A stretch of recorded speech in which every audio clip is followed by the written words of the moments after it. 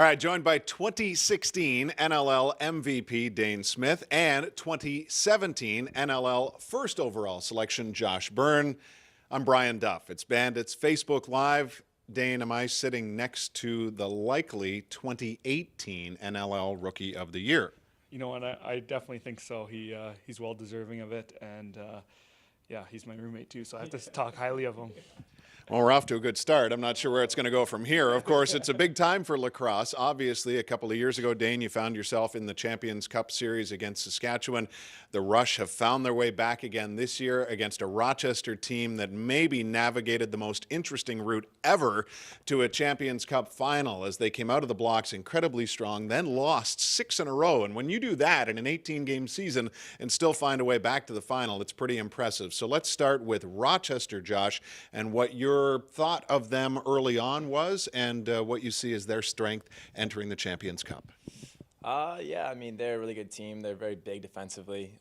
Vince is an unreal goalie, too, so they're definitely a powerhouse, and I think they got a good chance. They defeated the Bandits 3 of 4 times, unfortunately, which included the end-of-season game, which obviously would have given you an opportunity, Dhane, to get into the playoffs. How do you see Rochester? Obviously, there's a little family connection there now, too. Yeah, I mean, they're a great team.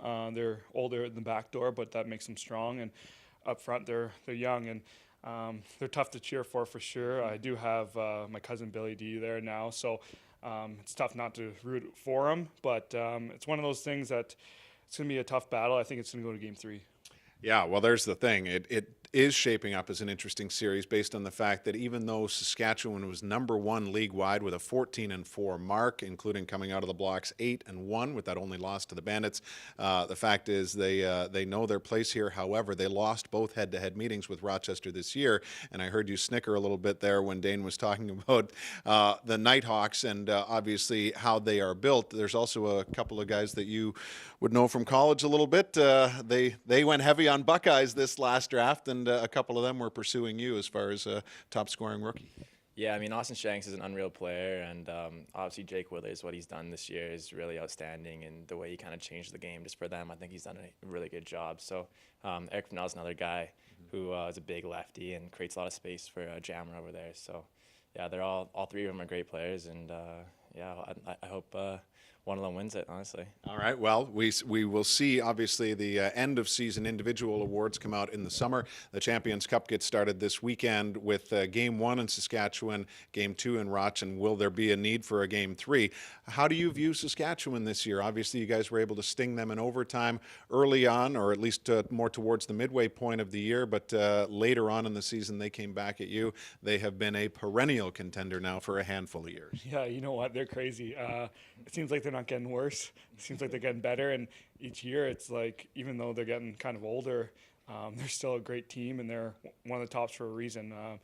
Derek Keenan coached me in Team Canada, and he's a great coach. He knows everything about the sport, and they stick to their game plan and they don't get away from it. And they're going to be tough to beat 3 times in a row. I know you mentioned Rochester beat them 2 times earlier, so I think they're going to take Game 1, but Rochester's really tough to beat at home. So I think, like I said, I think it's going to come down to 3 games. There's a statistical oddity I looked at with the Rush. They have the biggest plus differential in first quarter scoring, but they also have one of the worst in fourth quarter. Is that because they would be on cruise control typically in a lot of their blowout games, do you think?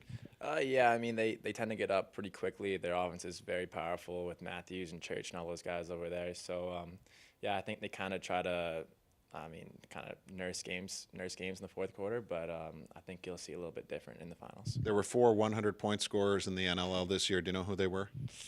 I want to say this guy over here, Dhane Smith, Mark Matthews, McIntosh, and Church. Not McIntosh. Church, yes, but one guy from Rochester who's from here. Joe Rezateris. What a year. 100 points on the button. How do you slow down a Rezateris after a year that he's had, especially with the likes of a Cody Jamieson, who's been a 2-time MVP in the Champions Cup final? I don't think he can, honestly. He moves his feet really well. He shoots the ball incredibly well. Especially with all the other talent they got, it's going to be hard to stop. With goaltending, we've mentioned Matt Vince. The difference with Saskatchewan this year was they made perhaps a stunning trade in removing Aaron Bold as he went to New England, and Evan Kirk is in. It's his first opportunity at all of this. The two of them are a tandem in Peterborough, so you know what they're all about in the summer game. So I'm curious to see how you view the goaltending. Yeah, they're definitely two of the best goalies in the league.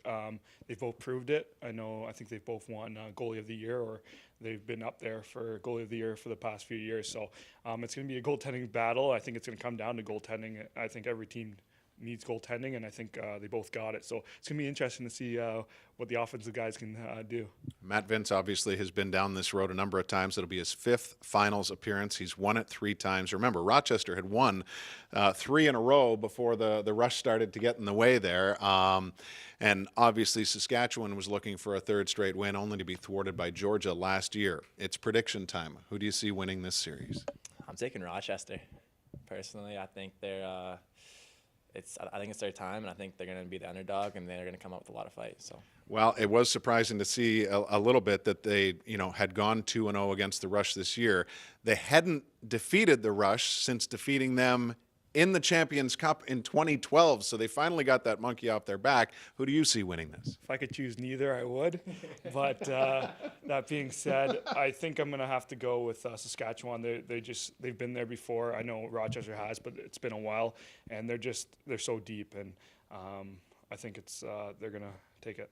Can you maybe give us a little bit of insight from the coaching standpoint? And I only bring this up because you mentioned, Derek Keenan.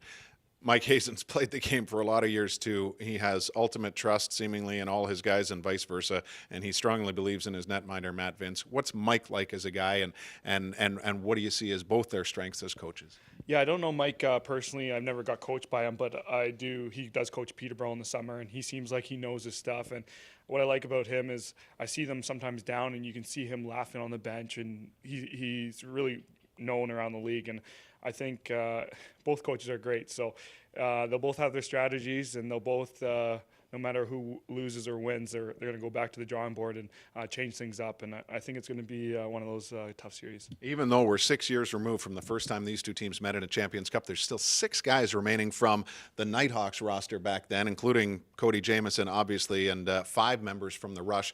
All of their strong defensive guys, the Rubishes, Mitskis of the world, not to mention transition guys like Corbeil and Cornwall.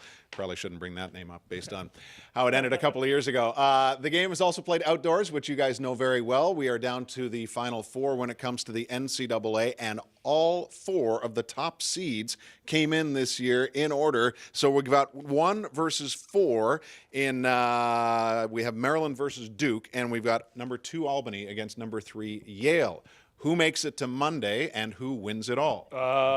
You know what? I'm going to go with Albany and Duke, and I want Albany to take it all, not just because of the Great Danes, and that's my name, but just they have a few Canadians on there, a few Buffalo kids. Definitely root for them. I think it's going to be Yale and Duke, and partly because there's so many. I know a lot of Maryland boys, and if I have to listen to them talk about how much they love Maryland the rest of the summer, I think I'm going to go crazy. But yeah, I think that Yale's they have a really good attackman with Ben Reeves. He's a dominant force out there, and I think it's his time. If Dane had gone to college, you being Hofstra via Nassau Community College, where would Dane have gone? The Great Danes. What do you mean? There would have been no choice. What if he was having trouble getting in? Where would he have ended up? I don't know. He might have came to Hofstra if that was the choice. But yeah, I don't know. I'm not sure. Hofstra is a good spot. So very cool. Now, how are you going to spend your summer? Basically just working on living in Buffalo, and I'm going back and forth playing in the MLL as well. So yeah. Good. For? The Chesapeake Bay Hawks. Yes. Do you have anything to add to that? No, nothing to add. They're a great young team, but are they getting older or younger? They're definitely getting younger. Oh yeah. Okay. Are you playing indoor in the summer? I am playing indoor. I'm playing for the Chiefs, so we're hoping to bring a Man Cup. And living here? I'm living here during the summer with Josh, unfortunately, and so far it's been okay, but could be better. I have to clean up after him, so it's a little bit tough around the house. It's like One other thing, though, from the teaching standpoint, get into what you're doing here in the summer and maybe how people can get involved. Yeah, it hasn't been announced yet, but we're going to be doing a little bit of a training program coming out soon. So stay tuned, and it's going to be fun. Very good. You guys ever thought of doing your own show? yeah. Possibly. Stay tuned for that. We'll see you soon.